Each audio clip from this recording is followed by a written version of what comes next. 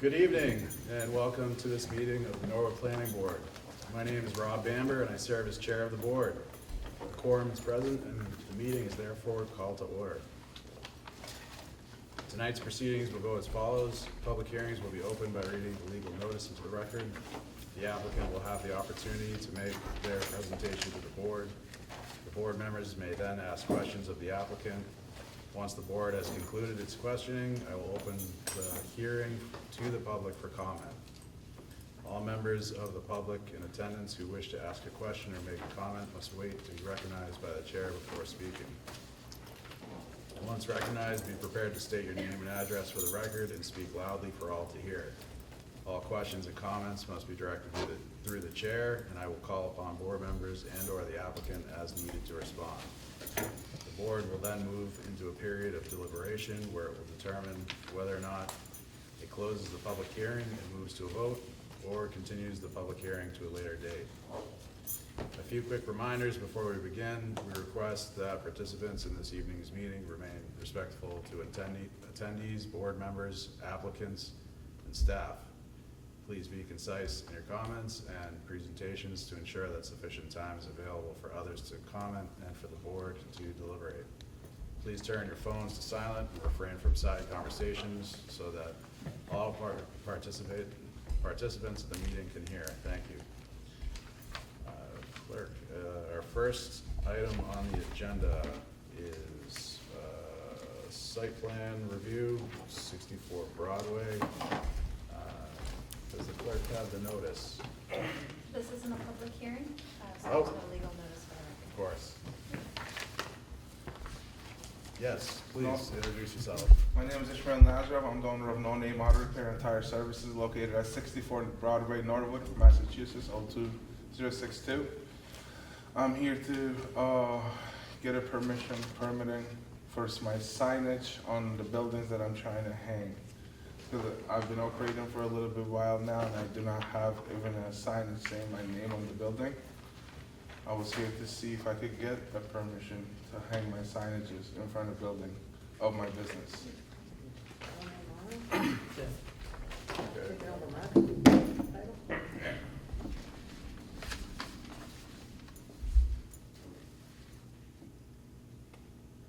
It's my understanding,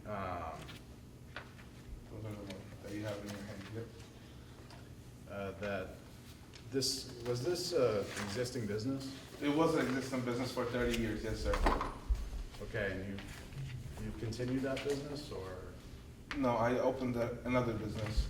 The old business was called No Name Enterprises. I opened a new business with the same repair. We're doing the same exact auto repair for No Name Auto Repair and Tire Services. But it's a different business. Yes. And Mark's out there. Mark is no longer there. Staff has questions? completed a review of the sign package and determined that it does comply with the bylaws requirements for signs in the central business district. Does the board have any questions? Go ahead. Just as far as the signs, they all meet, so there's really, they all meet compliance, so my only comment is, you keep it a name, No Name, a lot of people are gonna think it's still Mark running it. Did you ever think of changing the name? I mean, I kept the same No Name because I've been called for No Name for 30 years, and everybody in town, I stepped into town hall when I was getting the paperwork and everything together. They knew the place by No Name, that's why I kept the No Name, but it's not No Name Enterprises, it's No Name Auto Repair and Tire Services. yeah, I mean, that's fine, that's, we can't control that, that's up to you. As far as the signs, that's fine. And right now, I have my lawyer working on the legal to, get that Yeah. name. I just do wanna make sure people don't get confused that Mark is still running it, because of the No Name thing. I mean, like, if you guys like me, I could hang a sign saying that under new management. That's up to you. Yeah. But as far as the sign, itself, the planning staff reviewed it, everything's in line. So I have no qualms with the sign. Marcus' at all. sign did say no name enterprises on it. Mine will have yeah, you guys have it in front of you right there. Yeah. It says no name auto repair. Yeah. Yep, that one is my sign. Yeah. Could I just, is vinyl, is it like a? It is vinyl, yep, banger. It's soft like vinyl, a yep. flag type material? It's not, it's like a regular vinyl. Vinyl? Yep, So vinyl. it's more solid. It is soft. It's, Yep. it's not hard or solid Yep. material. And there's not gonna be no, frame or no lighting, no nothing. But it also applies to lighting and composition and so on? Yes, please, Ms. Owen. So they're vinyl, so you're just gonna nail them on the side of the building? I will properly hang them, yes, I will nail them, under the building, yes. Do we have any way of, like, if they get tattered and ripped and that kind of stuff, because vinyl? I mean, I'm gonna get them really tight, so no air will get behind them, so I don't think they'll rip apart if they do. I will have to make a new one again, but I don't think they're gonna rip easily, because they're heavy-duty material for outside vinyl banner. They're not for indoor, they're for outdoor. Okay, and there's 1, 2, 3, there's 5 signs? Yes, ma'am. Yeah, so there's one primary sign for the business and then a number of window signs. Okay, nothing on the little building that's the office in the front? No, nothing on the office building. Okay, that's all I And a have. lot of these signs, you actually have to go in to see them, right? You're not gonna see all these signs from Broad. You will only see the signs if you're driving by the business. You'll see the only one that's on the building one, Yeah. that's noted on the planning. Yeah. You'll only see that one because the building 2 is sideways and it's Right. looking towards to the McDonald's. Right, so you only So see you only those see signs. the if 3 you of go. them that's on the number 1 building. Yeah, you gotta go in there, it's like an L. Yep, it's like L, Yeah. exactly, sir, yep. And looking for a motion to approve? Sure. I'll make that motion. Second. I got a motion and a second to approve. Any final comments? All those in favor? Aye. Aye. Aye. Good luck. Thank you very much. Thank you, have a good evening. Thank you, thanks a lot. Be hanging in the morning. All right. Next up, site plan review, 487 Washington Street. Is anyone online? No, it doesn't appear that the applicant is present. Okay. This one has also been reviewed by staff and determined to meet the requirements of the plan. We're going to have, what was it, Irish Biddies. Comfort Food right next to Caribbean Food? And 2 doors down from Thai Thai food. food. And the bakery. Yeah, international. And the bakery. Yeah, that's true. And the bakery. French bakery, right? Is it? Small Sign sign out out front. Well, it's a little bakery. That's awesome. So. You have to get there early in the morning. Sign. Looks nice. Nice. Nobody saw the picture. Would you entertain a motion? Too excited, I forgot my phone. We need to discuss. Yeah. I Since just it's have- not a public hearing,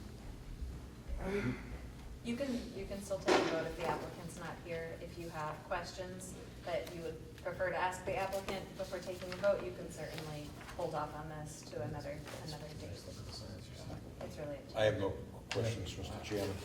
I'd make a motion to approve. I just have one question. Oh, All right. sorry. It will be illuminated with external existing stationary light, but it's not in the picture. So we're gonna get a light? Are we gonna get a light? To be honest, I was a bit confused about that. I did look on, like, Google Street View, and I didn't see a light, but that's what they stated in their application, was existing light. So I can only think maybe they mean the street lights, Or maybe under the overhang or something. maybe under the overhang. I can External include- existing stationary light, doesn't I say. can include a statement in. Could we ask for a light? It's really No pitch dark down there. To, yeah, ensure that. Yep. It's that really this dark down is there. not construed as approval of, like interior illumination. So I would draw that motion, I can make a new one. Good. Yeah, All right, because so the motion to approve, but with the condition that there be no, let's review that. additional I non would see, illuminated. Unless it's a, right. This lady's I mean, it's up to you, so interior illumination, it requires a special permit, Oh. from the board. So that's always true, but sometimes it's helpful to restate it that, you're not being approved for any interior illumination. Interior The illumination. gooseneck, lighting that you see up and down, the street isn't required in the bylaw, so technically it's something that they can choose to do or not. and that's actually encouraged, because Yeah, those look looks good. good, Because, yeah. Can we encourage them? To the gooseneck? Well, you gotta go to the landlord, I think, on that building. Well, he's rated a little, he's rated a little less, and you did that.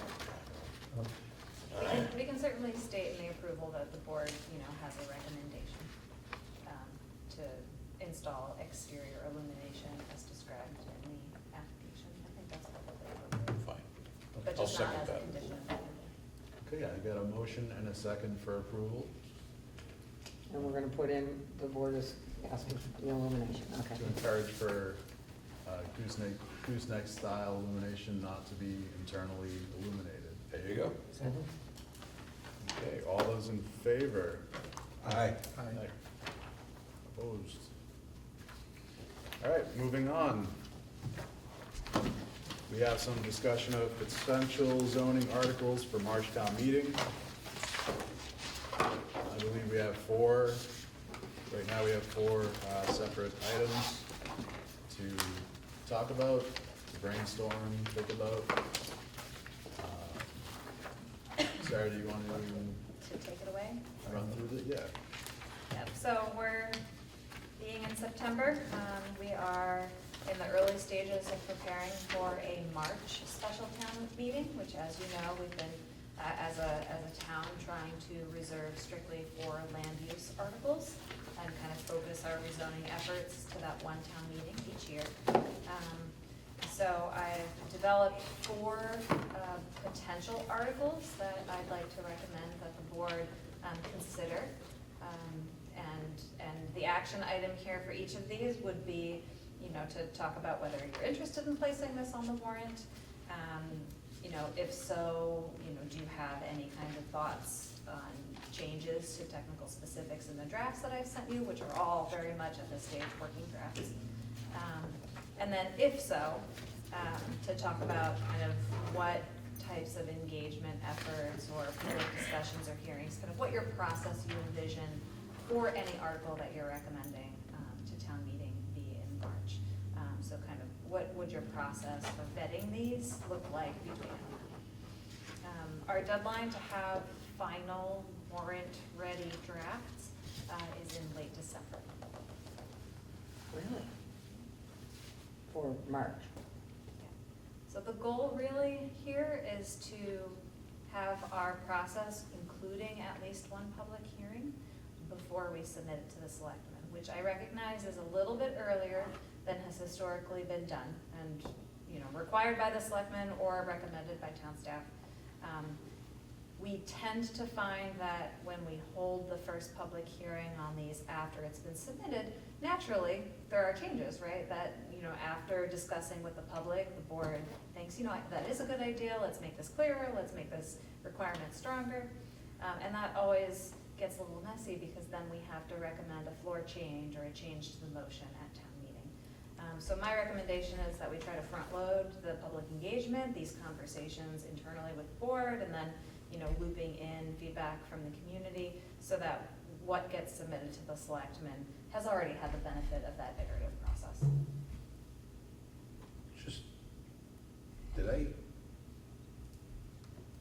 So town meeting is in March, and you have to submit first rough drafts at the end of December? So the tentative dates that have been published from the Director of Administrative Services have the selectmen calling for and setting the date for the March special in the beginning of December. So I'd like to have our articles ready by the end of December for whenever the warrant closes. And that date is still up in the air, but would be probably somewhere in early. Is that normal? Is that normal time, 3 months?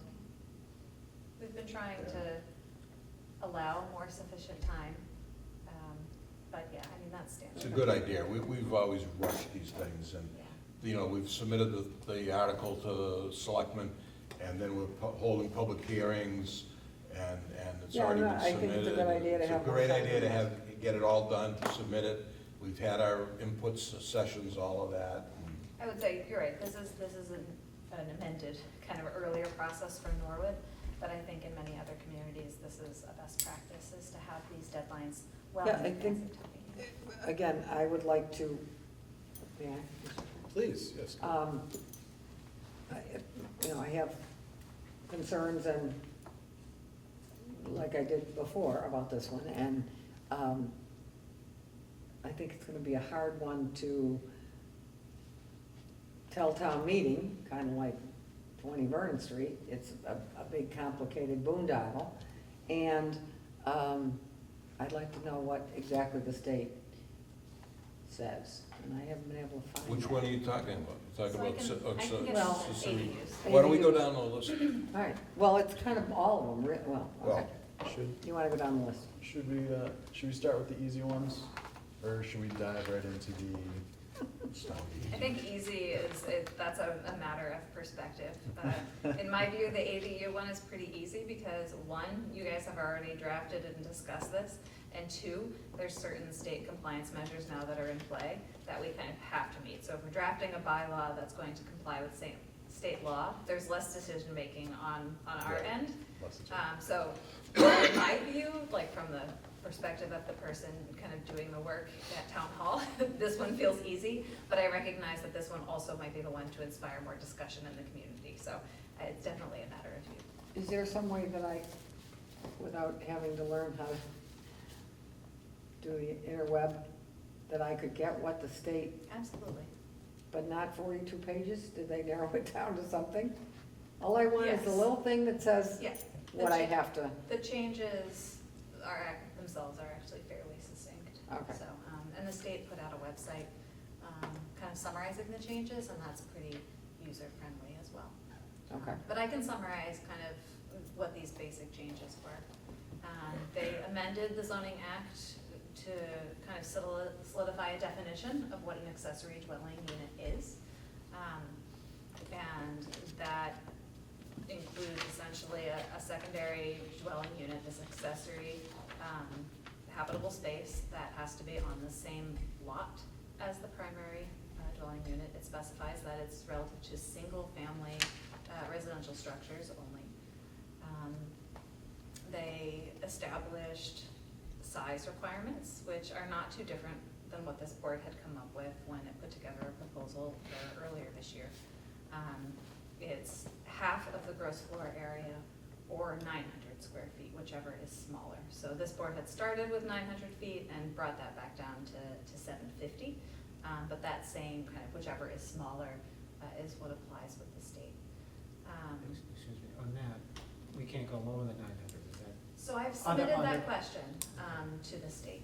And I think that's something we'll want to hope for some clarity on.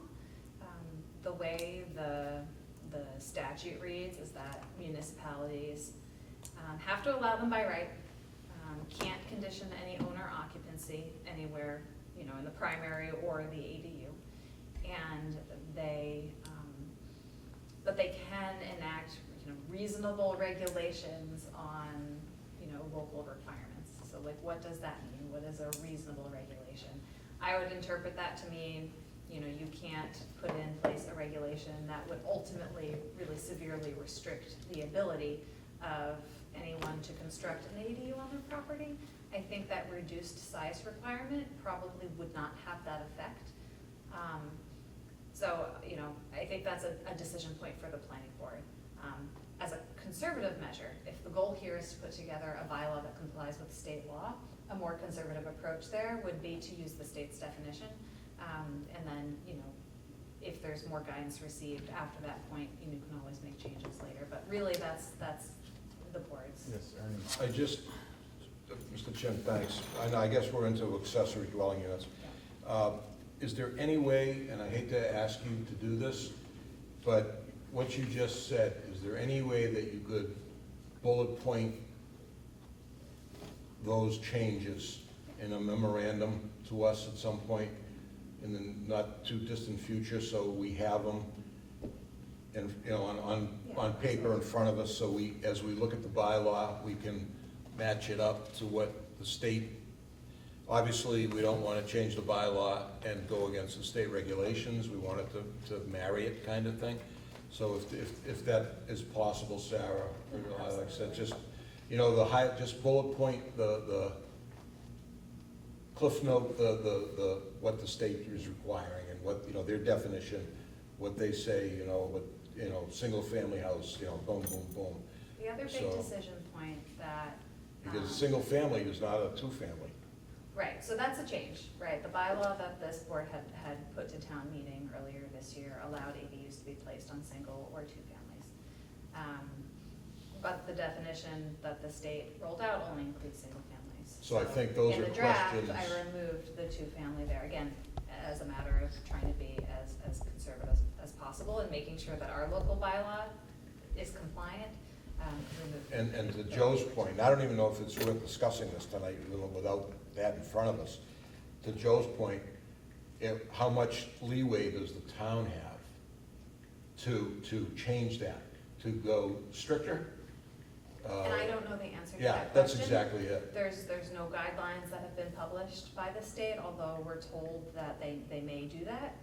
I mean, this is a I mean, 3A kind of thing. They've just where they, recently you know, established like an email address, a place where they're directing, you know, towns to submit questions. I've submitted at least 2 already. One was on the size requirement, and the other one was about whether or not it's considered a reasonable restriction to prohibit detached units, which is initially the will of this board back in March. My guess is that the answer is going to be no, given that the definition in the statute is pretty explicit, that it just has to be somewhere on the lot. HLC's website that they've put together on this says very clearly it could be in a, you know, detached garage HLC? or something like that, Housing but agent. Yeah, and- housing and livable communities, it's what DHCD was. I mean, same thing with. DHCD, I talk got. about, you know, people building, CLB, you know, nothing. building separate, you know, a shed, you know, kind of a, you know, a separate Hopefully we'll get dwelling on a the response property. and some yeah. guidance on that to see, you know, what exactly is reasonable. According to the Globe, it doesn't go into effect until 2025, 10/25, So something like that? this rolls into effect early February Of of 25. 2025. Whether or not, and I explained this in the memo, whether or not you pass a bylaw, whether or not town meeting passes a bylaw, if somebody applies for a building permit to construct an ADU on, you know, February 15th, then the town has to approve that, assuming it meets all of, you know, the building code requirements. So it's to our advantage to, if we want to see any of the other, you know, design restrictions or the other allowances that we had, you know, discussed with Gary Pelletier, the building commissioner, as being important to regulate locally. If we want to try to get ahead of that and be prepared and actually have a bylaw for him to follow. We talked about access into the house. Exactly. And we went through a litany of And I think that's worth regulations. pursuing. I Yeah, think, yeah. my personal recommendation is that I think it is worth pursuing having a bylaw, at least, you know, posted before February, for the March town meeting. Absolutely. So that, you know, we have a mechanism by which to permit anything. Because again, even if we do nothing, the building commissioner will have to permit these and by law. by law. Right. Joe, did you? Yeah, I'm just glad on the 900 versus the 750, I'm glad that you're asking that question. My guess is that they're gonna say 900, and the only way you get it down smaller is the other alternative, what is it? The smallest. 1.5. Yeah, the other alternative way of looking at it. But it's good that you gotta ask them, right? Yeah, and I'm sure they're getting similar questions from communities all over the state, but if there are other questions that you have, and not to put you on the spot, you know, it's tonight, or if you think of something, feel free to email me just directly and say, you know, would you ask the question? We don't need board consensus for me to ask DHC or HLC a question. So if you think of something between now and our next scheduled discussion of this, please feel free to email me and I can submit the request. But if you, that would be great, I think, a tool for us would be to, and for when we have public sessions, you know, to pass it out and say, this is the state, this is the law from the state, and this is what we're proposing, this is what's different, this is what we're allowed to do, you know, things like that. And I think that would be a helpful, Yeah. I very mean, helpful. Hopefully we'll be able to tell them, this is what the state says we can regulate locally. I think we need to discuss the possibility that we won't have that guidance before we have to submit a warrant article to the selectmen in time for March. I think that's a real possibility. and town council will be I'll helpful too. continue to hope for more Yeah. guidance, but Town council will be helpful navigating some of this as well with us. so I guess the primary question is, are you interested in moving forward with an ADU bylaw of some sort for March? I would say, especially now that the state has jumped on this, it's better to be out in front of it than just let it go and let people just keep going to Gary looking for building. I mean, to have some kind of controls, even if it just marries the state, have something out in front. And hopefully we'll have answers Hopefully Yeah. we'll have answers. before we go final on this. Yeah. So I guess my other question, back to Debbie's point, this is in some ways like more complicated, right? And I think this will inspire a lot of questions and discussion from the community. So I think having a conversation where we're intentional about what process this board thinks is appropriate for this proposed article, I think is helpful. So, there's a whole range of community engagement that you can do for any proposed zoning change. On the one side is like the state minimum requirement, which is you have to have a public hearing on the warrant article. Where it's like all of your public hearings, people are invited to come here tonight, speak their piece. You may or may not recommend changes to town meeting, and that's that. On the full other end, it could be something more like we did with the MBTA communities, which was 18 months and 20 plus events across different media and, times of day and written and online and in person and so on. And anything in between those two ends of the spectrum. Kind of what level of community engagement on this one do you think would be appropriate for the content? My thought would be, just my own thought, would be somewhere in between. I think that the one public hearing that the planning board holds is not enough information. I think, especially now that the state's involved, you're always gonna get the people that say, we don't want this at all.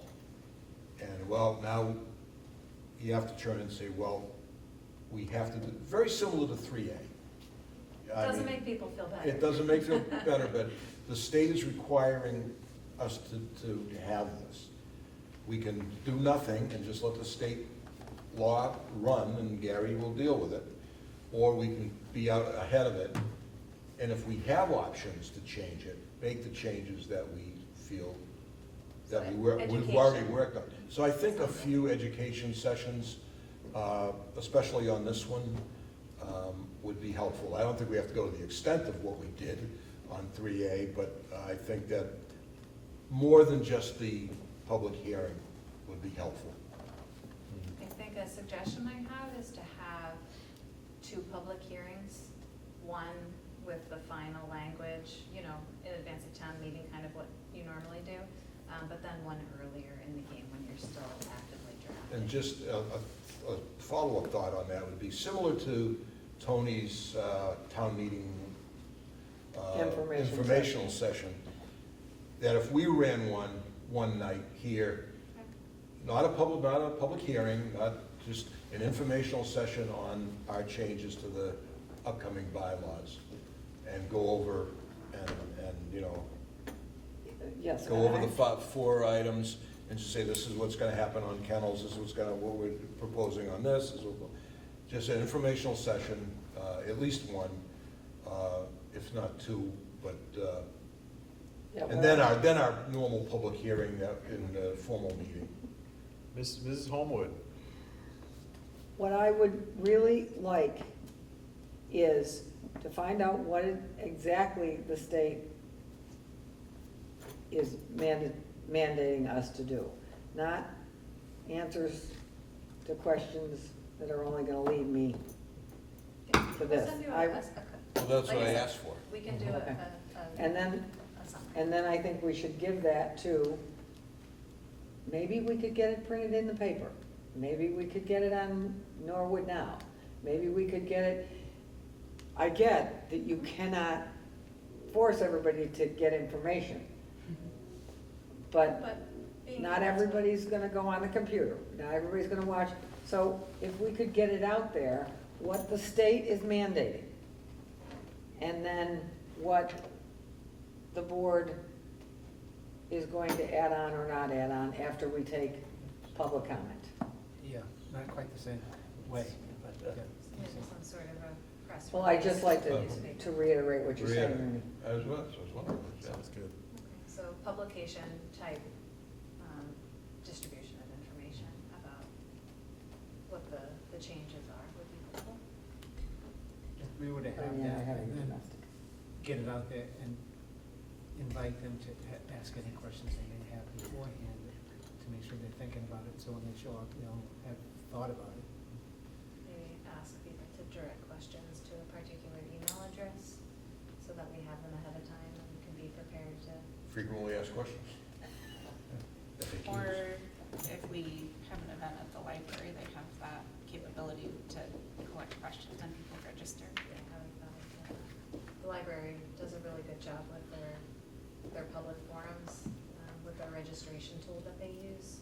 They give people an avenue to submit questions ahead of time, which as a person who's had to present at the library and gotten that list of questions ahead of time, it's been phenomenal. It's a really good way to make sure you're prepared to answer them all. I think that's a great idea. Okay. And you've done them there before, obviously, so maybe one of the informational, we could see if we could do it there. Yeah. Follow that process. Anything else that we need for organizing the movement forward on the ADU, or? Mr. Chairman, I think that would continue, we put this one on a future agenda. All right. Just so that it'll give the planning department time to, bullet point all the state regulations for us, so we have time to look at them and kind of, and get the copy of what we submitted last time, and kind of, we can go through it and see where we're good, where we're bad, Are there any kind of major, I know it's premature, it sounds like a lot of the changes that might be made to the draft that I gave you are kind of dependent on if we get guidance from the state on what changes we can make. But Right. outside of that, are there any kind of red flags, things that really jump out to you, changes you feel strongly about? Where did we leave off with design Compatibility. requirements, so that someone doesn't buy a shipping container and park it in the front yard? So we can't Those are really cool. regulate the design. Yeah. The kind of architectural styles, we can't, a shipping container, I believe, would be considered a trailer under our accessory storage bylaw and would not be permitted. You can have trailers, you just can't use them for storage or dwelling. Or actually. habitation, yeah. So- So our bylaw prohibits those trailers. I'm watching too much Instagram, apparently. Yeah. You also You can't stack like 'em, live, you get you them can't- high rise. Weld them, and then you've got a you three-family. also can't like rent out your RV. I think that some of the things last time, we'll go over it in more depth when we get it, but one of the things with Gary was that we don't tell people what color to paint their house. We don't tell people what their house, we hope that they use good practices, but we don't have design requirements. So we don't, or the building inspector doesn't dictate, what color you paint your house. Well, I think color and design are two completely different things. I But mean, we have neither. We have no design Well, standards. that's, Yeah. that's an issue. Which we've Well- been saying we're gonna do design standards along But with, maybe downtown or, no, No. I think it affects everybody's property. You take a colonial and put a contemporary addition of 900 feet onto it, it's going to affect the guy across the street and down the road. It's gonna affect their property value if it looks completely out of character. I mean, doesn't this kind of go Every with, house on my street is a different style house. not Yeah. But different colors and everything. not the same house. I'm saying attaching something to it that is not congruent with the current house. I mean, didn't we have this going on Maple Street? Wasn't that one of the issues with design standards on Maple Street? That, no, you don't wanna go into that, okay. So that is, I think design standards are important if you're gonna add 900 feet onto a house. I think it's important. I think parking's a big issue with this. They have one car in here, right? It says one car. The blue that you put in, is that, when it's blue, that's what you are recommending? Which one are you looking at? I'm looking at That's, non-conforming structures. it's a different one. Well, Talking about that. we've still got, So with the ADU one, the obvious change that I've made in the draft that I gave to you is crossing out the Must be prohibition on existing attached residential. structures. okay. I mean, we did have that conversation, you know, the last go around. Yep. The view that the building commissioner shared was that that was not enforceable, which doesn't discredit, I think, any member's feelings on the matter, but that was his recommendation, was against including something like that in the plan. Okay. All right, Okay. do we want to move on to the next one? Open space. Let's knock out the kennels one. That's definitely easy by Kennels. any standard. Kennels, yeah. Kennels. Easy. So in March, we created a new overlay district. At the same time, we added a new use category on the vertical and horizontal axis. And there's currently a blank space where those two things intersect. So we don't have any kind of response to whether or not a personal kennel use is permitted in the MBTA communities multifamily overlay. So this proposed article would really seek to rectify that omission. And my recommendation is that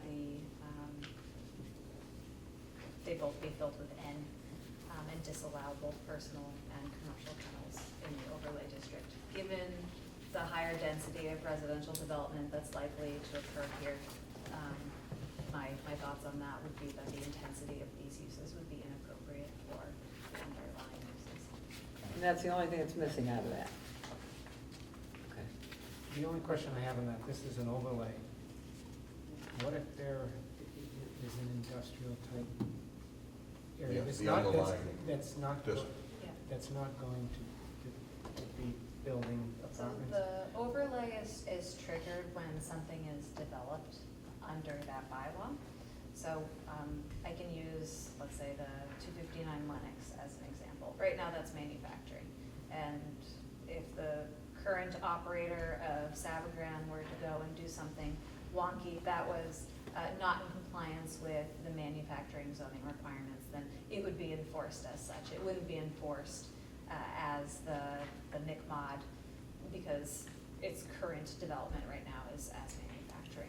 Once that new building is constructed, which was permitted under the new overlay district, then that zoning will apply. So, Mr. Chairman, if I could just Yes, clarify on that. So, let's take that building, for example, or any building in on that strip. Owner wants to put, say, commercial kennels are allowed in manufacturing. I'm not sure if they are or not, but let's just assume for the sake of argument that they are. They're allowed in manufacturing, they are not allowed on the MBTA 3A. I'm the owner of a building on Lennox Street or anywhere, Broadway, wherever I am on there. I want to put a commercial kennel in. I could care less about the 3A. I'm going back to the underlying zone of manufacturing. I can do it, correct? Okay. Yeah. And this is kind of specific to kind of commercial and personal kennels too, right? Is that generally speaking, with any commercial uses, you're really only looking at mixed-use developments, where that would be in the commercial space. Now, I recognize that commercial kennels can operate out of residential properties, they are less likely to, just given the nature of kind of how they breed and who they sell to. But yes, that is accurate. Underlying zoning would apply if it wasn't developed under the overlay district. Okay. But on the Thank you. property where there's multifamily housing, neither of these uses would be permitted. Thank you. Does anyone have any further discussion on kennels, or do we want to kind of push this in a direction if we're all firm about our stance on it, or? I'm good with it. I feel good about it. We can wait. I don't know if you. My recommendation would be, you know, what I mentioned, having kind of 2 public hearings, one before it's submitted to the warrant, and then maybe one You want to bring it up at those? after. I think it would be helpful to, at those public hearings, talk about all of the changes that are being proposed, so at least, you know, public process on that, but I don't know that a public process on this particular article with regard to educational materials or, you know, kind of additional feedback opportunities, is really necessary, kind of given the scale of this, but that's the call of the board. I think we're going in the right direction, Mr. Chairman, here. Great. You mean you're looking to add that, this, Oh, no, I think what Sarah is proposing, I think is the right way, is the right direction here. that we don't really need to have another public hearing on the kennels? No, to continue, we're gonna do the public outreach on all of these, but I think that she's on the right track as far as what she wants to do here, by adding that line, and there's a no. So Oh, you do want to proceed with this as a warrant article in March? Yes, Oh, yeah. I guess that was a long way to get there, but this. Yes, If I mean, you- no- if you don't make it a warrant article, you just change that one thing with that blank space? Any change to the zoning bylaw needs to. So it's gotta be a warrant process. article Yes. because we left that space Yeah. out. Okay, all right. Any even typos, any, Even Okay. typos, it drives me crazy whenever I find a typo in the bylaw, because I can't just go and change it, but we keep saying one of these days we'll do an exhaustive review of the whole book and grab all of the typos and the goofy changes. Maybe do a warrant to correct all the typos. And do like a housekeeping article, yeah. All right, moving on to section 5.4, Sure. non-conforming structures. So this section of the bylaw is probably not familiar to this group, but it is very familiar to the zoning board of appeals. I would say the vast majority even of the business that they do are special permits under section 5.4, which regulates changes to non-conforming single and two-family structures.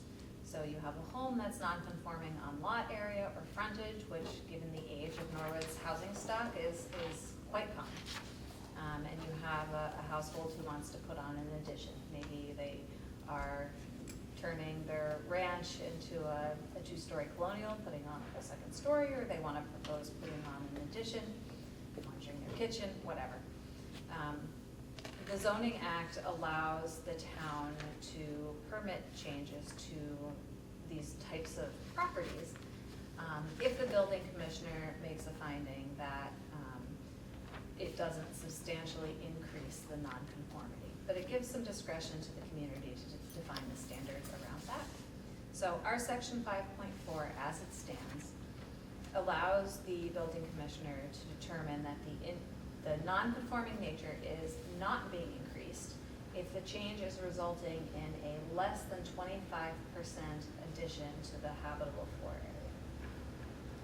So if you're putting on an addition and you're not increasing that habitable floor area by more than 25%, that can be considered a by right addition. If it's over 25%, then it goes to the ZBA for a special permit. Right now, the bylaw doesn't really make a distinction between whether or not something that exceeds that 25% creates a new nonconformity or not. So you could put on an addition that complies with all of the setbacks, but if it's over 25% of the floor area is being increased and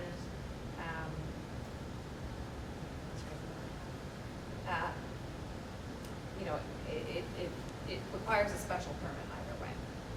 So the changes that Gary and Ilex and I have discussed readjusting those parameters about what we consider to increase the non-conforming nature. We find that the ZBA receives a lot of applications for special permits under section 5.4, grants the vast majority of them, and does so without requiring conditions. So taking kind of the bigger view of that, you know, you wonder, okay, what's the interest being served here, right? If it's effectively turning into a rubber stamp process, does it need to be a special permit review? Is that achieving what the bylaw sets out to do? Which is a theoretical question that I'm just throwing out there. But also, the fact that there's really not much of a distinction for projects that get closer to the lot line than what's there. Increasing that non-conforming nature, I think, is a deficiency in the bylaw, to be honest with you. Anybody who's compliant on their lot area and frontage, if they're putting on an addition that gets closer to their neighbor on the side, you know, of the lot, needs to ask for a variance, which is a much higher standard of review.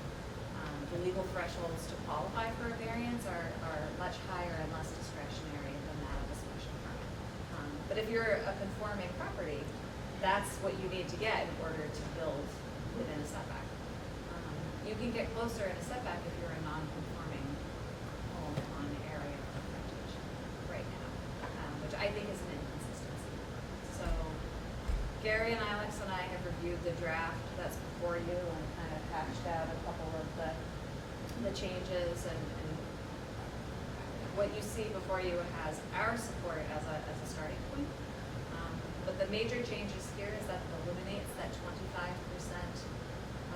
increase requirement, and instead kind of carves out a space where if it is not creating a new nonconformity, or it is continuing an existing nonconformity, then it is deemed not to increase the nonconforming nature of the structure.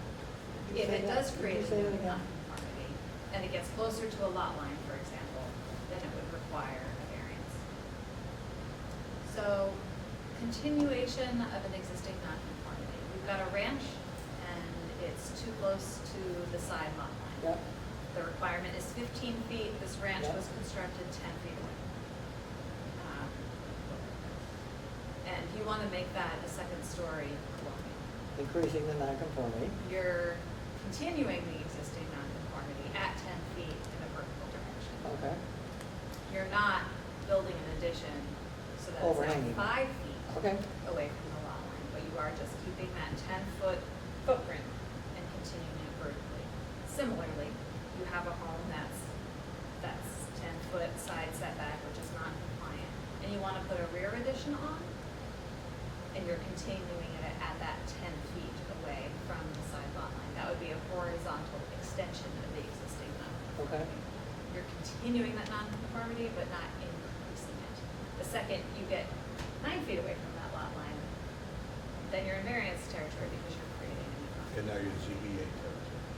And the ZBA has the authority to do modifications. So may I? So you're not eliminating that they have to ask for that if they're staying within it, but going up or going diagonally. Unless they increase, because they are increasing the nonconformity, but not really? Is that what you're They're saying? maintaining. Continuing.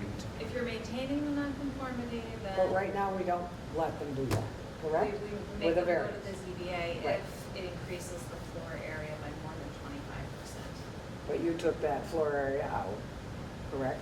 So, okay, I'm just trying to get, I'm sorry, gentlemen, I'm just No, no, trying to this get in is- my head this is what what it is we're getting at. No. Yeah, Yeah. that's I good. gotta go out and sell this if I feel like selling it. But if they So go if to, the if they questions go to the aren't back, something that you can get your head around, nothing I can do about but that. if you go to the back, if you encroach the setback, then you're ZBA territory. So if you have a 30-foot That I or understand. 20-foot. And with a higher level of review. So right now, there's not that higher level of review for the new nonconformity, which is kind of inconsistent with how we treat new nonconformities elsewhere in the bylaw. So this would exert a higher level of scrutiny on those changes that have the greater likelihood of being essentially detrimental to a neighbor, right? Or this kind of greater intensity. We're increasing the scrutiny on those and then lessening the scrutiny on those proposals that don't do that. Does Could that you make tell me sense? why you eliminated the 25%? I'm not saying I agree or disagree, I'm just asking the question. I'd have to ask Gary for the numbers, but I think most changes to non-conforming structures do fall over that 25%. We do see a fair number of second-story additions, that's fairly common, or you've got like a dormered space and instead Yep. you're kind of Yep, altering the roof line so that They it's a don't- full, they don't often say full no. second story, and that adds a lot of square foot, but they almost never say no. right. I think, You want to be more definitive. I think that the point is to get rid of. Ambiguity. Yeah, and more government. If we're saying yes to everything on these applications, why is there a mechanism there that they have to get Might be, approval for? might be some lawyers having to take second jobs. There are enough issues with section 5.4. I do, 1 second, just, Yes, please. I think Joe first. Joe, please. No, I just thinking of this, when you say you're gonna continue, it's not like you're just gonna extend it down along the 10-foot line. That still could be detrimental to the neighbor, you know. And if you did go up, it certainly could also. Whereas maybe it's just a ranch and it's just the 10 feet, and they might say, well, I'm happy with that, that's, you know. But if you do add on to it, and it's still on the point, but you're going fairly high and they're blocking their sunlight or something, I can see where that might still be problematic. And the same thing when you're going along the line and you're extending it down, there may be reason to oppose it. So it's a good point. I think if the board was in agreement with that point, another option would be that if you're putting on an addition that is fully conforming, right? You're not anywhere near those setbacks. You're putting your addition on the other side of the house. It's no problem at all. That's by right, even if it increases, right, by more than 25%, that's by right. But that the continuations of the existing nonconformities, that's a special permit, which is not the heightened review of the creating a new nonconformity, which wouldn't be appropriate for that, but does send some of those cases to. I think that, is that what they would do now? No. Right now, there's no distinction about whether or not it creates the new nonconformity. Right now, it's really hinges on that 25%. Well, I could see that. And then those two- everything's a special permit. Those things I just mentioned, that if there is some process where someone could be heard, it may still be fruitful, I don't know. Ernie. Just kind of piggybacking on what Joe said, so just a hypothetical, if you have a ranch and you're 10 feet off the side setback, and you have plenty of room in the back, so you're not gonna encroach on the rear setback. What's it, 20 feet in the back, or 30? Depends where you are. 30. Okay, let's call it 20 feet, and you've got plenty of room. So you continue that back, and you're gonna put, on both sides, you continue it back. So you have a ranch in the front, you've put a big addition, full length in the back.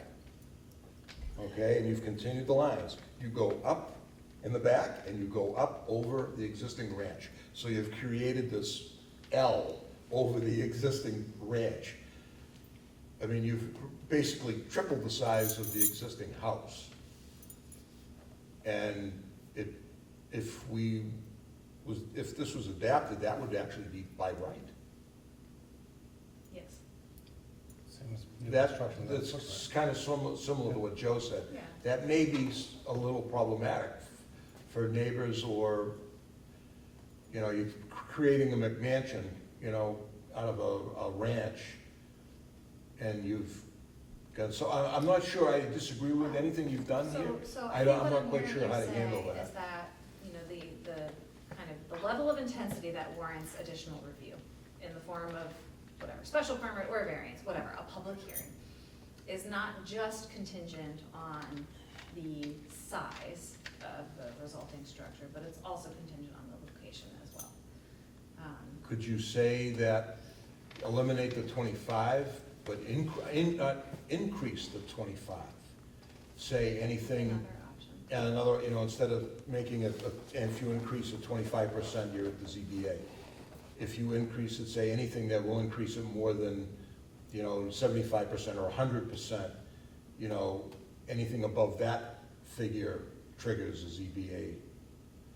I think that's an option too, for sure. It just, and get rid of the 25 and increase it to, Yeah, I mean, I think that it still achieves, not that efficiency should drive everything, right? That's not the only goal here. If the ZBA were denying a lot of these special permits, that it would seem that it's a process that's worth going through, even if it's not the most efficient use of everybody's time. However, to the extent that they are approving most of these, I think increasing, that amount, if you really feel that there's value in weighing in on those larger type additions, but when you say then I think that that's definitely an option. they're that helps approving achieve most of them, and they have. There was a time, years ago, when they, Never said no. they never said no. If they said no, they put it up on the wall and frame it. But, what's my train of thought? On the, Size. no, I lost my train of thought. It was something to do, I lost my train of thought. I No, apologize. that's okay. Train is left. Can I, Train left the station. since we're on the same page tonight, I think your train of thought was going with 25 might be too little and 75 might be too much. No, I mean, I don't know the number. I get it. But We I don't think have- there should be a number. I think there should be a number also. Where it would trigger a review. Because you don't want to do the scenario I just gave you would increase it threefold. Can I kind of run another scenario past you? So in your scenario, you had a structure that had an pre-existing nonconformity in the side lot line. And your proposal is that it would kind of vertically continue that nonconformity and horizontally extend it. What if they put on, a similar size addition, but stepped it back 5 feet so that it was not non-conforming in any way? So it's not non-conforming. Should that also require a special permit, even if it exceeds whatever number of square footage increase? I'm Even not- if it's not encroaching in any of the setbacks? I'm not sure I follow you. But I just So they remembered moved- what I said. The addition, instead of being 10 feet away from the lot line, is 15 feet away from Your the lot line, addition so it's already job goes like land. this. So now it completely And complies. just bang them like that. It doesn't alter the nonconformity that was there before, but whatever is newly constructed is fully compliant with all of the setbacks, even if that's a 50, 100% increase in square footage, which could happen. That's where your idea comes in. Does that, Of maybe not I'd have to- 20, I'd have maybe to- not 25%, maybe somewhere a little more. Yeah, higher. I think 25 is too low. I get my question that I lost train of thought of. You're saying the ZBA approves most of these. How much of an increase over 25% are they approving? Is it, we're going from 25 to 30%, or are we going from 25 to 75%? it's usually higher than, it's not nominal, I would say. Most of the applications are not, this is a 26% increase. I would think say we're okay, but I think that, It's 40 Right, you to don't- 70. 25% isn't enough to get all Yeah, that but construction. it's common for someone to add a second story, and then you have 100% increase as well. Mr. Chairman, if I could make a suggestion at a future meeting, and We have the ZBA? I know that we're in charge of zoning and the bylaw, but it might be beneficial to invite the chairman of the ZBA in when we do have another meeting, just to get his feedback, as, someone who's gonna have to deal with us day in and day out, we can do the bylaw and we can write the bylaw, but he's gonna be the guy who's gonna interpret it. You know what I mean? So maybe it would be helpful if, I can put it on an agenda for them to have an informal discussion as well. They want to talk I think about it would only, I think both boards, I think it would only be helpful to, because they have to enforce it. Same thing with Gary. I mean, you've already talked to Gary. There are definitely, I kind of shared with you what the goals are here, right? To have a bylaw that achieves what we're going for, Yeah. right? That's fair and reasonable to homeowners, right? If this is a rubber stamp process, are they being served by spending the money on the fees and the a day delay in their building process. So, that's a goal, making sure that we're enacting an appropriate level of review for projects that further encroach into the setbacks, I think is, also a goal that is kind of irrelevant with the floor, area increase, but, I think that's something that should be reviewed and Because discussed. they deal with hardships, But and there's a you have to lot of- prove hardships and all that. For a variance. For variances, yeah.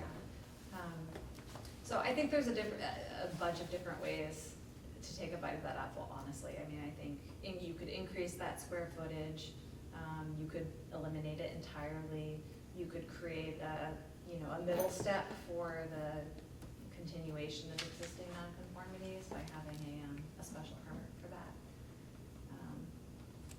Which would still allow an avenue for that to be done, but does provide some natural incentive for somebody to actually design something that's fully within the setbacks, which ultimately is what you want to see, if that's possible. I think there's a few different ways you can do it. I think there's gotta be a happy medium between the 25 and the higher number to trigger something. Just one more. Is there any way of finding out how many in a 6-month period? And not, I'm not saying go back 20 years. Because I was an associate member on the ZBA for 10 years.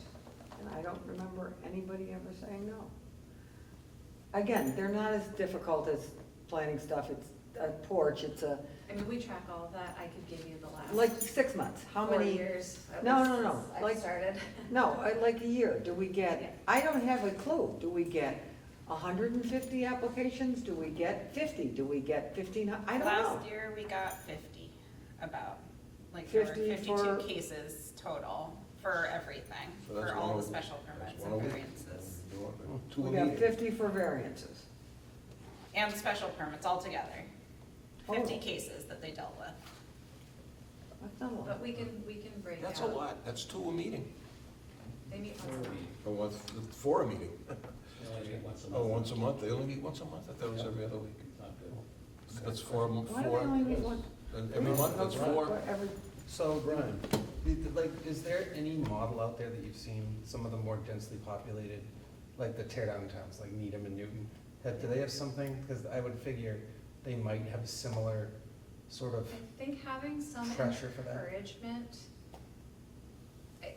suggesting that a variance be required for new nonconformities, I think is a crucial element in protecting against that type of tear down activity, where you see neighborhoods where formerly small starter homes are then redeveloped out to the corners of the lot, and it changes fundamentally, but short of that, Everybody's there like- might be a smaller ranch in Needham that somebody doesn't do the tear-down and build to the max, but does what Ernie is saying, effectively more than triple or Build up and over. radically So, enlarge and the that's, house. when you have a higher standard Yeah. of review, meaning it's a lot harder for the ZBA to get to yes on Yeah. a variance request, if you're requiring that variance for that type of activity where you're creating new nonconformities, that naturally is going to discourage that type of development. Even offering a special permit for the continuation of the nonconformity, not making it worse, but just kind of continuing what's already there.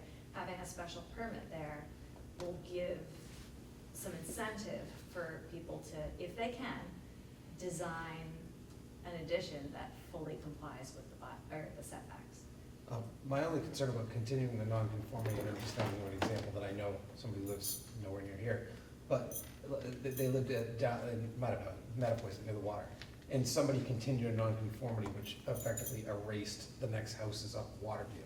That sort of thing. I'm just trying to think if there's you brought up, sunlight and that sort of thing. I'm just wondering if allowing somebody to continue a nonconformity that way and up, that it may create, in some limited circumstances. Westwood's bylaw is like that, not that that's Grievances. necessarily representative of a best practice or anything, Yeah. that's one community, but it is a community I'm familiar with.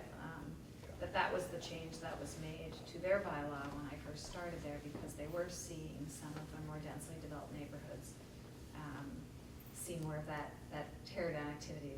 Needham Yeah. seems to be famous for it, Oh, God. entire community, entire neighborhoods with suddenly much bigger houses and very little spaces between the structures on the lots. I think when you have a more rigid standard requiring that variance for the new nonconformity, I think that's the biggest bang for your buck when it comes to a zoning, amendment there. That would control against that activity. But I think having a special permit required for the continuation of those existing ones, whether it's vertical or horizontal, I think that's perfectly reasonable. How would we like to move forward here? Do you want to move to the next? If that's something the board has some consensus on, I can put together a second draft for our next discussion, and you can read that over and see how you feel about it. Yeah, I'd like a bullet point on what it achieves now and what the new one, how it differs, Okay. because I'm trying to get it clear in my head. Okay. Again, you get it. Yeah. Okay? I'm not completely clear on it, and if you want to sell it out there, you gotta know what you got now, why it's not working, and what we're gonna do, and how that's gonna change your life living next door to the guy that is increasing his nonconformity. I also would like to have the ZBA come. When did they start meeting only once a month? I mean, not that I'm staying up nights watching the ZBA meetings, but have they been there in a long time? Yeah. I think when you left, When they Yeah, left, they left. yeah, they stopped they doing wanted to breakfast. see Mr. you Patrick, more often. I would, Mr. Chairman, if I could, Attorney Hearn is here, without getting into the weeds, I'd just like to ask him because he is very familiar with the ZBA and these kind of things, and in your opinion, without getting into the nuts and bolts of it, do you feel that the existing law or the existing way it's done needs to be looked at? The 25%, do you feel that it I think it does, but I've never been on the ZBA, so I think that the 25% figure results in many of the cases that go to the ZBA, going to the ZBA. But if it's 50 cases a year, and that includes other types of cases anyway, I don't think it's that many. I wouldn't see it as a bad thing to maybe increase, as you mentioned, Ernie, maybe a bigger percentage. But I think that Joe's comment about a neighbor who has a non-conforming use being able to extend that along that same line could have severe detrimental effects to the adjoining property. And I don't think that allowing that as a matter of right is necessarily a good idea. There are issues out there, and our present bylaw has some confusing language in the, I was looking at it when I saw it was on the agenda. 5.4.1.2.3 all have confusing language, and it could be clarified. I think we know what they're trying to do. Frankly, I think this is a solution in search of a problem. It will reduce the board's work if this goes through as proposed. It'll have very few cases to deal with.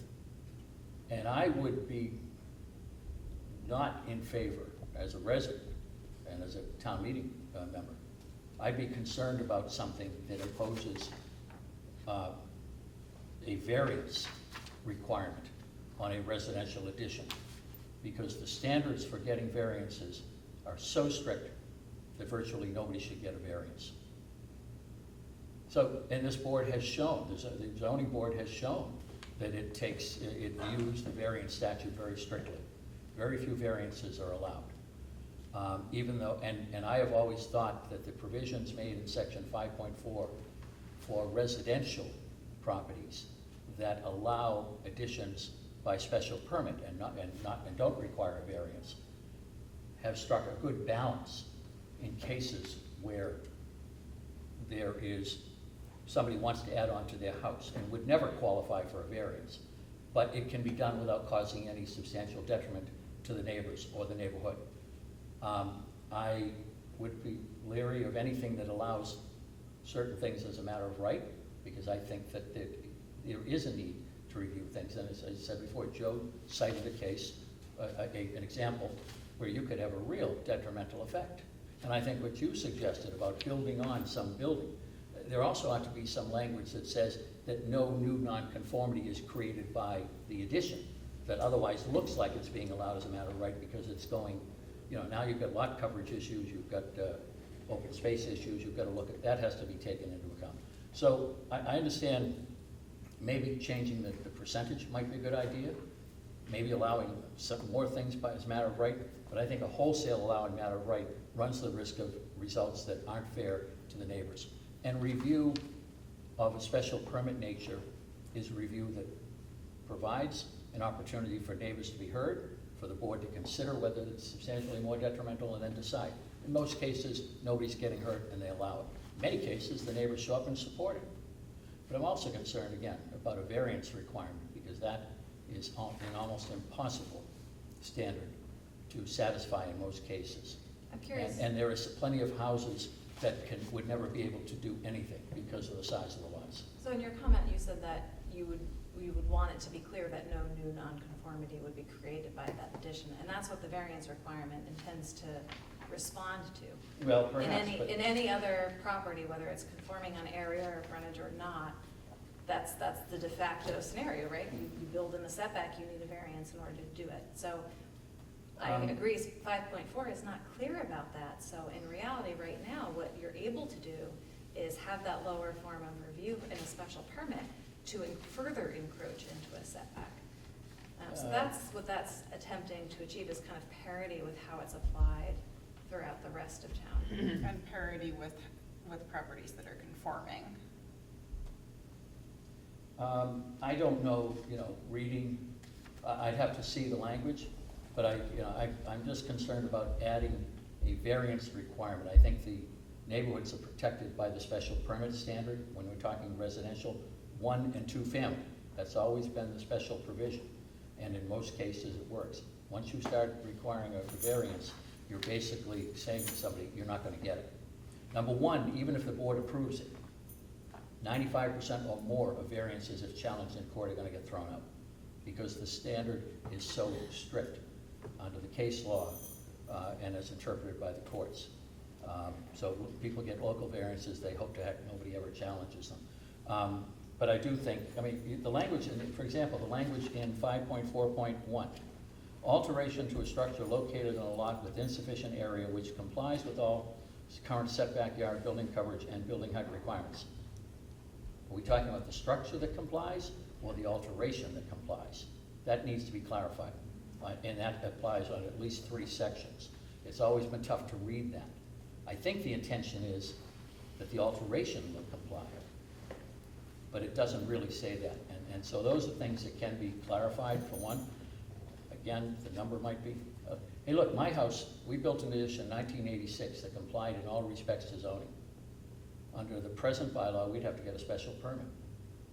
Our house doesn't comply because it's built in 1939, the garage is too close to the line attached to the house. But in 1986, when we did it, that wasn't the requirement. And it seemed silly, why do you have to get a special permit for that? So I think this works toward getting rid of some of that, and that might be good. But if you're extending a nonconformity, it might cause problems for a neighbor, and that's something to look at. Just to clarify too, and this is why we're having this discussion, right? There's nothing being proposed here, right? What I've given the board is a draft to start this discussion. We are not at the point where we are discussing drafts, getting ready for a public hearing. No, So nothing's understood. being proposed. I'm just saying that again for the cheap seats. There's no proposal here, okay? This is Just a working group. a starting point so we can have these conversations, this is a really good conversation. What do we think is an intensity of use that's enough to warrant a special permit?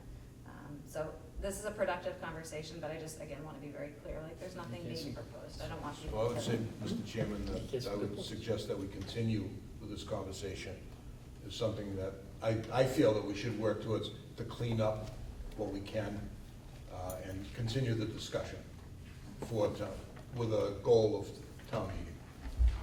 Sounds great. So some follow-up items, I'll give you a little bit more data on ZBA activity, just so you get a sense as to kind of what that looks like under this particular section of the bylaw. We may even be able to do some research, kind of on the percentage increases to kind of see what the bell curve is, kind of on average. I didn't mean to put you on the spot, Attorney Hearn, but I know you would. No, no, that's why I'm here. This is your, I saw the agenda. and what's I- the, I I was don't interested. think he minds getting. no, bellwether, this is your, I know. what's that called, bellwether? This is your Bell House. bell? Billywick, Wheelhouse? Billywick, Wheelhouse, Billywick? bellwether, ballywick. Billywick, This is- Billy, Billy. Right, right. All right, One so of we'll those. get you more data. We'll give you some, kind of like the elevator pitch about why this is necessary and what we're hoping to accomplish here. And then as far as like a next draft goes, what I'm hearing some consensus on is maybe lifting that floor area increase to some number to be determined, but not eliminating that entirely, still including it, but at a larger percentage. And then creating a special permit option for those continuation of existing nonconformities. Kind of that step 2 between by right and variances. I got a copy too. Ernie. Just a general question for Sarah and probably Attorney Hearn. I saw on social media, somebody asked a question about a residential assisted living or something. Is that a real thing? Yes. What? Like Is- for like a senior assisted living community? No, in a home. A residential, they cited a house on the corner of Washington, on Dean and the Ponset. It's a residential assisted living, I never heard of it. and A number of different kinds of congregate care options depending on who lives there, whether it's people with disabilities, kind of living in a They're supported privately setting, owned. or- They're not somebody's house. They're corporationally owned house. As we all know, there are corporations all Often owned about. by nonprofits typically, whose mission is that particular sort of work. Yeah, I don't think this is like the Wilson Street thing. I think this is something different. I'll bring it up and show you Sure. later. This is not here, but I knew of someone who, some folks, they ran a very small one out of their home. This was elsewhere. And I guess it worked out fine, but I'm not sure if this is the same thing.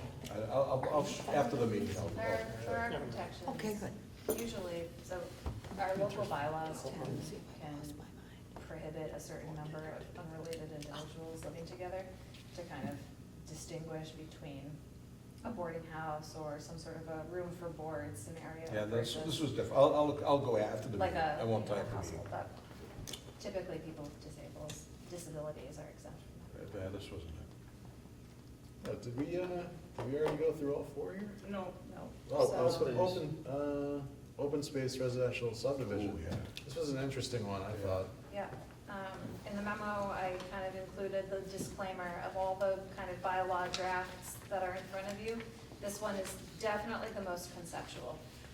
It was kind of to illustrated, my intention of putting it together was to illustrate to you kind of what a OSD bylaw might look like.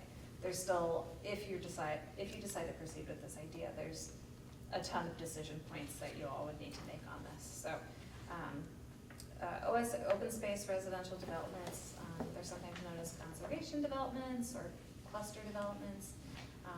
What they do is they allow for some flexibility on single family, typically I think it's residential brilliant. development in exchange for permanent restriction of open space. So if a large parcel's proposed to be subdivided, you could potentially, according to the bylaws, build, let's say, 40 single-family homes on it. The way the OSRD would work would be to offer some incentive, so maybe, 50 single-family homes on smaller lots, or even that same 40, but in a much smaller, footprint, would be permissible in exchange for, some percentage of that entire lot being permanently restricted as open space. Now, that's a decision point. What is the open space? Different communities call it different things. Some communities allow for it to be active recreational use, or allow a certain percentage of the total open space to be a soccer field or a ball field, some sort of recreational use. Some communities say, nope, we want, purely passive. Do you have a town that has actually done this, that you could, They're cut and very paste? And, because I think that the concept is good, and, it's got, the numbers gotta work for a developer, because nobody's gonna build for you. The numbers have to work. So, could you give us, and I have one in mind, but I'm not gonna say, where it has worked, and why it has worked? I can give you some more examples. You should know that the draft that's in front of you is largely based on the recommended, sample bylaw. That's part of the state's smart growth toolkit. So they had done some research to identify kind of best practices for OSRDs and put together this kind of standard starting point. There's a couple towns that did it. A number of towns. Lots of towns have OSRDs. Right, that are It's comparable, because when I say, well, look at, Westwood doesn't, they have pretty nice wooden signs with gold lettering, we're not Westwood. They have an So, OSRD. huh? They have an OSRD bylaw. That's Westwood not does. too dissimilar from the one that I gave you as an example. And it has been utilized fairly often, so. Down by Hale, right? Didn't they do one down by Hale Reservation? The former Westwood Lodge property was developed under the OSRD. Okay, all right. It set aside a ball field for town use. Yes, Joe? And on that,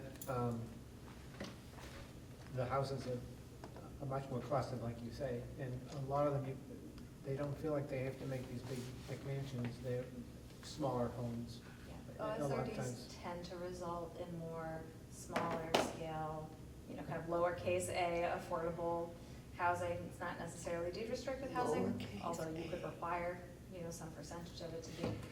But yeah, it does tend to Supposed to be affordable, but it's not. result in more starter home Is that what that communities means? or things like that.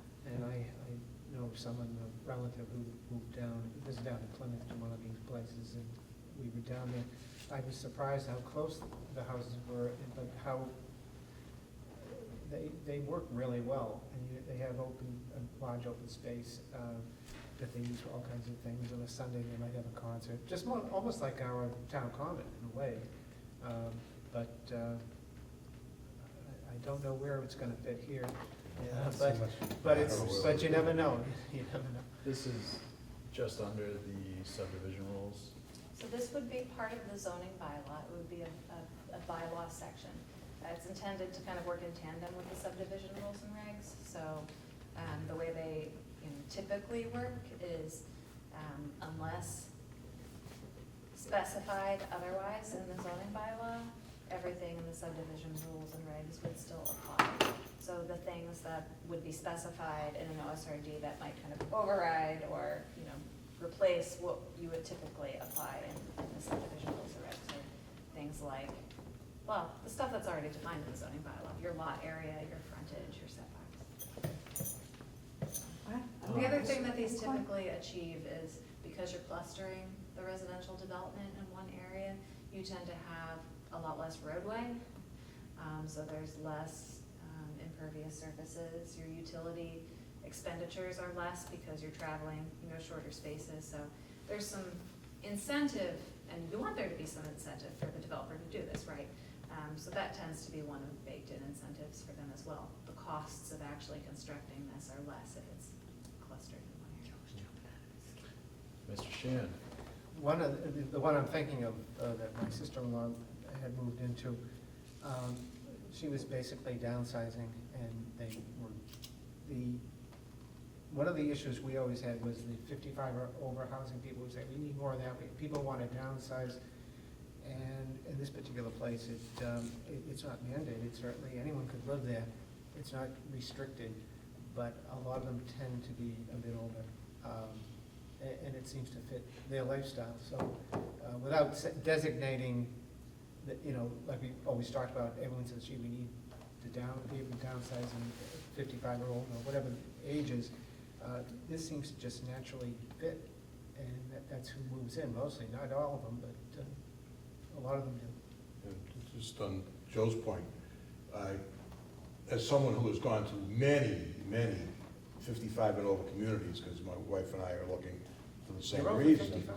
And, we've gone to Norton and Easton and Foxborough and Rentham, which, towns that still have a lot of room. Walpole, I don't think Norwood has the room for this kind of thing, but I was gonna ask this because we've looked at many, they're individual homes, but they're very close together. It's like River Ridge in Walpole, East Walpole, there's space between the houses. I've done some where the houses are a little farther apart, but they're definitely not 10,000 square foot lots, they're not, and how does is that how they get away? Is it one of these things? Yeah, so you'd offer flexibility on that lot area. And yeah, to Joe's point, I mean, that does tend to be a feature of 55 and over communities Oh, yeah. because people want less yard to maintain. And no basements. Yeah. Yeah, you'd think the price would be cheaper. Better from Mother Earth. Fully understand the question, where in order would this go? And I think that's a fair point. I think it's probably why we haven't, as a community, done this yet, and it's been a standard tool for a lot of municipalities for quite some time, and we don't have one. Probably because we think that we're fully built out. And yet, every year we have new subdivision applications, right?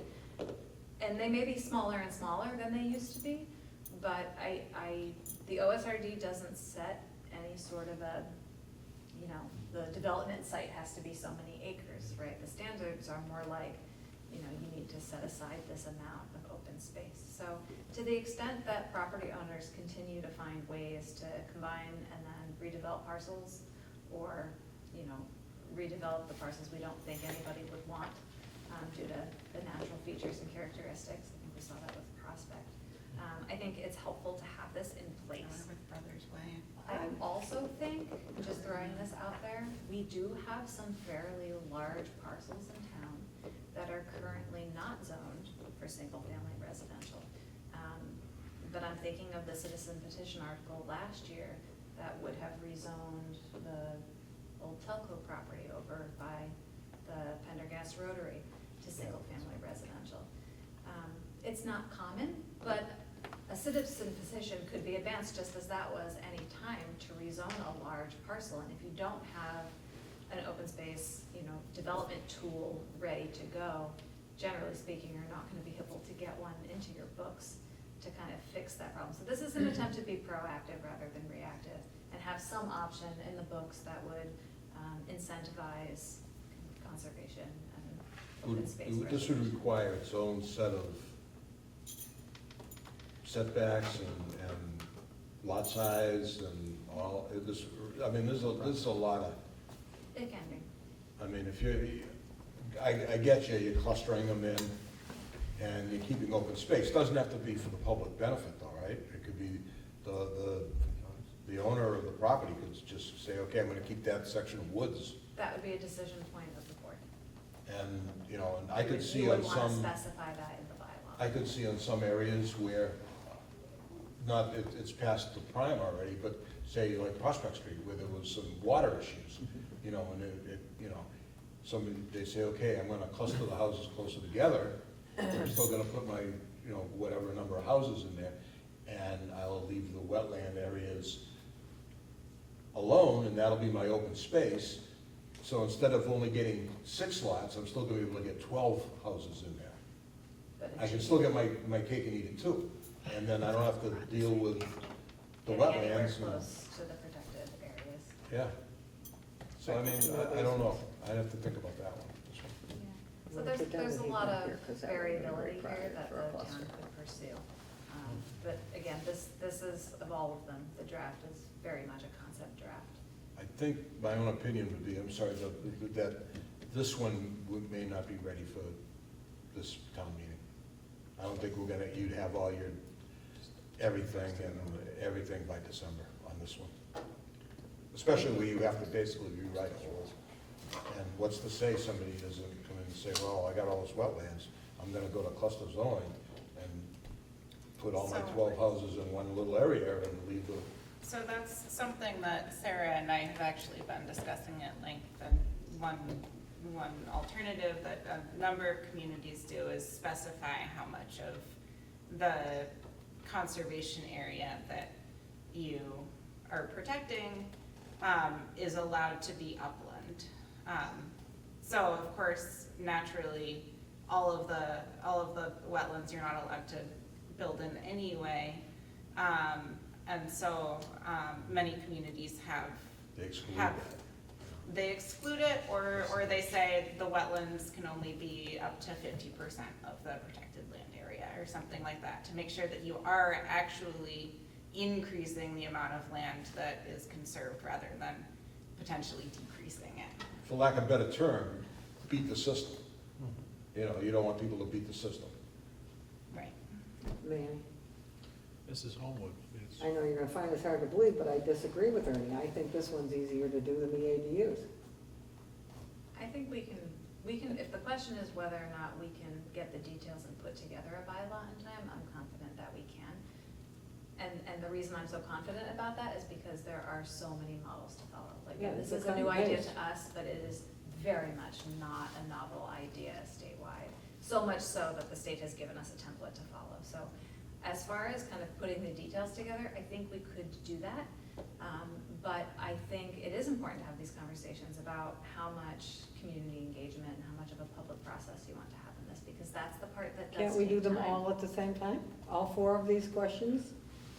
And But some are gonna require, again, MBTA communities was not going to be a 4-month process. That took 18 months of community engagement.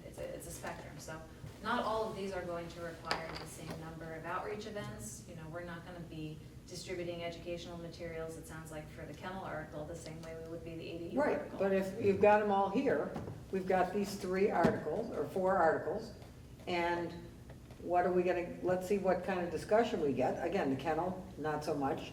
The cluster, we don't have 1,000 acres of undeveloped land, and a cut and paste from, and I think it's good to tell them, this is the town that does this, this is this, is this. And then see what you get discussion on, but put all 4 of them out there for the conversation, and go from there. I mean, that's really, I'm looking to the board for That would be some my consensus suggestion. on that. Do you think this is the type of article that needs more time, essentially, more time and more public process? I'm wondering if there's any properties in particular that we're thinking of when, you know, is, if we don't do it, is there an opportunity for this to be used as a tool or not in the I think there's a recent? couple across town, and I don't think it would be appropriate to name them out loud because that's speculative, but I do think there are a couple of properties in town where this may apply. If it could be useful and done wisely, perhaps we move forward with it. That's my own opinion. I'm willing to say we should take a few steps and see where it goes before we say we can't do it, certainly. The other thing, we would have to specify certain spots. This isn't something floating and someone out here says, gee, I'd like to do that, but I'm in the wrong zoning and we haven't named it. We would have to name those. You wouldn't necessarily, the recommended standard is to allow this to apply per zoning district. So we could say this applies to general residential, single residential, S1, S2, and nothing else, or that tends to be the easiest standard to apply. You don't You mentioned necessarily a large property. that- apply like priority areas. You did mention a large property. They wouldn't fit any of those, but it looks like that would be someone that the owner might want, but we, we don't know if it would fly as a housing. I know that some people were against it when they were doing some other rezoning, although it could work. I think the other thing you have have to do is specify, I think there's, to Debbie's point, I think there's more work involved in this because of the setbacks, and you have to specify how many lots you're talking about.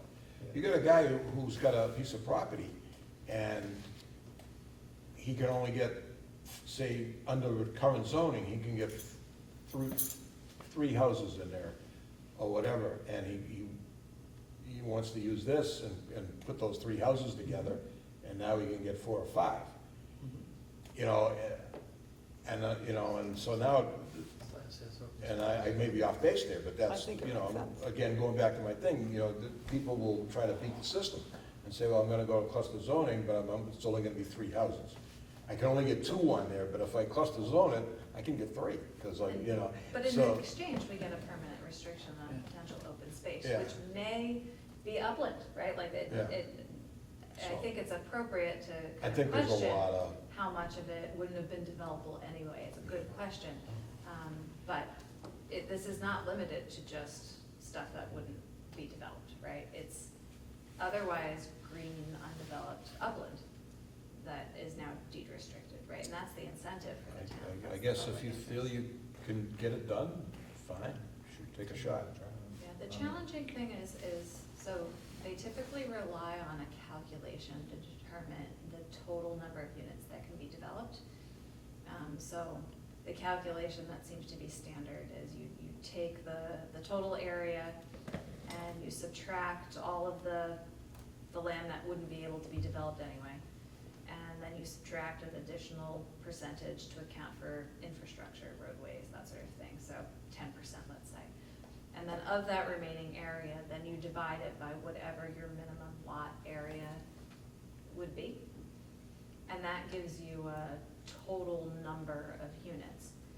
And then the flexibility tends to come in on how you arrange them. Right. So you can offer a reduction in that area, usually a modest one, to allow for some more units to be built, to create more of an incentive for somebody to pursue this avenue. But typically, the real flexibility is on the lot area. Helps to derive that total number that they can't go above. Is it, But they don't necessarily have to observe that lot area, I guess is what I'm saying. is it square footage of, you take the lot, square footage, do they limit the square footage of the properties? So if you're gonna get 2, but now you're gonna get 3, do they do the footprint to get the square foot, how much they can build? It depends. It depends on the thing. Depends on how you like Yeah, it. I think, Now you're right, I what your think priorities are. throwing out a couple of cut and paste Yeah. that are already You existing, guys can look through and see what you Look through, like. yeah. right, give us a I'm wondering poo-poo. about, like, the scale and scope of this. If you're talking about two or three houses versus 200 or 300 apartments, you know, I think that really changes the dynamic of what you're doing. So multifamily is not a proposed Okay. use for these. Okay. Well, I guess it could be, you could, but you also don't have to. It reminds me of a project that was close by. They had a large tract of land. I think I told you about it. It had been forest forever, and one of the ideas was, instead of knocking down the whole forest and putting in a network of roads, they would basically cluster to one side or the least favorable side, and then turn keep the rest as natural. Same idea. Yeah. So you could allow multifamily, but I think that would need much more of a public process over a longer period of time to introduce multifamily housing Yeah. in neighborhoods. Yeah, like this. forget it. I don't recommend that. I Yeah, would never- say, the never- way this draft, I put it together for you as a starting point is single families, 2 families, row homes, townhomes, perhaps. A quad building, which is 4 units, but is otherwise a 1 or 2 story building. So you can look at more flexible arrangements, but not a high density multifamily housing. Okay. All right, so for action items on this one, Yes. maybe we can pull together a reasonable amount, maybe like find 2 or 3 examples of different OSRDs that have 2 been is, effective. 2 is enough for me. Yes.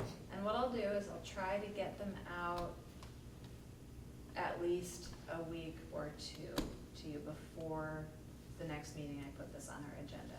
And what I would invite you guys to do is do some homework and like highlight what you like and like red pen what you don't, so that when we have like a table read, we can go Yep. through and talk about those elements. Excellent idea. When Does is that the sound next like a good- meeting? Yep, excellent. a good starting point? So we're meeting again in 2 weeks, but I don't know that we'll put this on the agenda for 2 weeks. October, I'm thinking maybe this would be helpful to talk about again in about a month. yeah. I would like a rough draft, Okay. if you don't mind, just a rough. I don't need to go too far into the weeds, but it's just a rough. Well, do you not- wanna talk about it again in 2 weeks? No, I wanna look at some black and whites, and I will go drive by something. Because this one I don't have a problem with, and I don't think it's as complicated. It's not, in my head, it's not as complicated as, and it's not just because it's green. It's just not complicated for me.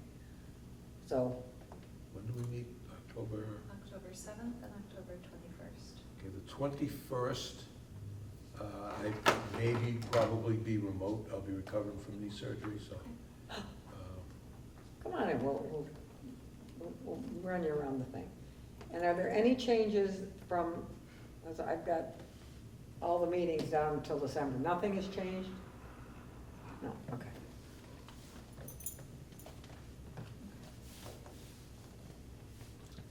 Is that enough to kind of go by?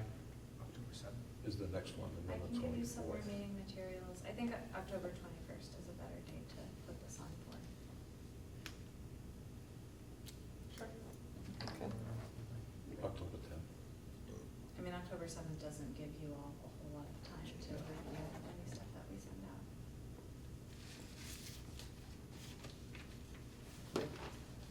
So I'll have lots of other, I guess, just Okay. changes to the drafts that I've initially given you, the follow-ups, which Alex and I have logged, specific to each potential zoning article. I need to look, I mean, I'll do that myself, but I need to look at, match this up with, I got this on Thursday. I didn't start looking until Sunday, because I Sure. got things to do. But I need to look at what it is now, which is ambiguous in my opinion at best, and what we're gonna change it to, and are we actually, So this in is my a- head, This one's a accomplishing brand new it. bylaw, we don't have anything like No, I don't mean that one, I mean the other ones. Yeah. Okay. All right. Terrific, thank you all for your time on this. Mr. Chairman, I make a motion to Wait. accept, minutes. Yeah. We have, yes, approval of minutes, 6:24, a little while ago at 8:26. Everyone have a chance to read? Do I have a motion on? So move to approve? All right. Second. I have a motion and a second. Any discussion? None. All those in favor? Aye. Aye. Aye. All right. May I, Madam Planner? It's come to my attention by a number of people that the, down on Vanderbilt, that we extended his storage there until July. Am I correct on that number? That was Yes, December. that was actually just brought to my attention about Okay. an hour and a half ago, so tomorrow we'll check in with the building commissioner. And I do have pictures on my phone, which I'm gonna have to get somebody that's under 12 to pull off my phone, that when we had that discussion back in, I believe it was late February, and I appreciate the board going with, we were giving him 3 months, there were loads of cars on there, because I sent somebody to take a picture. And then all the cars were gone. And now all the cars are there again. And it's September. Just And because we're on camera and it's always a good opportunity to kind of remind folks generally, if you see something around town that you think is a zoning violation, you don't think it complies with the bylaw, or you seem to remember, I attended a public hearing for my neighbor, and I remember when they got, the permission to do this, and there were certain conditions, and it doesn't appear those are being followed. The best way to ask for enforcement is to submit a request for enforcement to the building commissioner, Gary Pelletier, over email, so he has it in writing. There's a kind of a standard window of time. He has so many days to investigate and respond to that request. So that's the best way to make sure that it gets brought to his attention and resolved. Would that be something that as a town planner you could do and make that request? I always encourage people actually to submit the request directly to Gary because Right, he could you needs make it, the request directly to he Gary needs it. instead of coming from me? he needs it in writing. Is that enough? If I haven't seen it, and I could go down I haven't seen it for myself. So if you've seen an instance that you think is a violation, like I will I don't know, just as a courtesy, mention it to him, but, the formal process protects everyone because, again, he has a certain window of time, like he has so many days to respond to a request for enforcement. So, submitting that written request is what kicks that into action. So, I always recommend going through that formal process because it protects everybody. Great. All right. Anything else tonight, before we adjourn, everyone? Do I have a, motion to adjourn? So move. Second. All those in favor? Aye. Aye. Good night. Thank